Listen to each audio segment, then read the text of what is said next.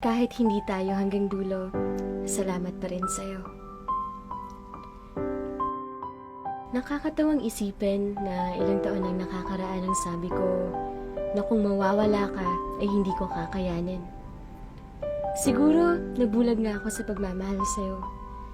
Nabulag ako sa ilusyong walang hanggan na ang tayo. Napaniwala sa mga akalang sa atin ay walang makakapaghiwalay. Umasa sa pangako na ako lang ang mamahalin mo habang buhay. Natatandaan ko pa dati kung paano mo ako nadurog. Tandang-tanda ko pa rin kung gaano ako naging marupok. Pilit binibigay sa'yo ang lahat, huwag ka lang mawala. Binubuo ng mag-isa ang relasyong sinimula nating dalawa. At nagpakamanhid kahit ang sakit-sakit na. Sa akalang kung pipiliin kong manatili sa'yo, ay baka magbago ka at pipiliin mong maayos ang tayo. Kaso sa kasamaang palad, hindi ganun ang nangyari. Bumitaw ka at sa huli, naiwan akong mag-isa. Mag-isa at inakalang hindi ko makakaya kung wala ka. Tanda mo yung mga panahong hinahabol pa kita? Umiiyak habang nagmamakaawa na baka pwede pa. Pero walang nagawa din yung mga luha ko noon. Kasi tuluyan ka nang umalis, sabay sabing buo na yung desisyon. Gabi-gabi kitang iniyakan dati. Sa sobrang sakit, akala ko hindi na ako magiging okay.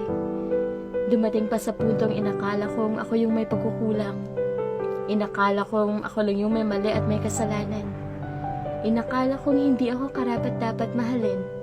Inakala kong kailanman ay hindi na ako pipiliin. Pero mali pala lahat ng akala kong yun.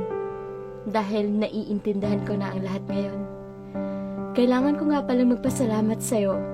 Salamat sa pagbitaw mo. Salamat sa pagpapalaya mo. Dahil kung hindi tayo nagkaganon, hindi ako matututo. Eh di hanggang ngayon sana naniniwala pa ako sa aking mga maling akala. Dahil ngayon, napagtanto kong kaya ko nang wala ka. Kaya ko at hindi kita kailangan para maging masaya. Natutunan kong ang pagmamahal ay hindi dapat pinipilit. Natutunan ko na matatapos din pala lahat ng sakit. Dahil sa'yo, natutunan ko na hindi lahat ng pinipili ay mananatili.